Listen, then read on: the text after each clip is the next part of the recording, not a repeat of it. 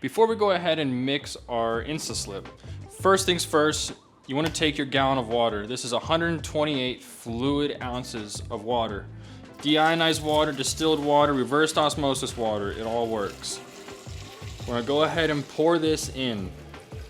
The reason why you want the water first versus your soap, it's because when you pour the soap in first, it hits the aluminum of the tank and it's harder to shake it and mix up the solution. After we've poured our water in, we're now gonna take our InstaSlip.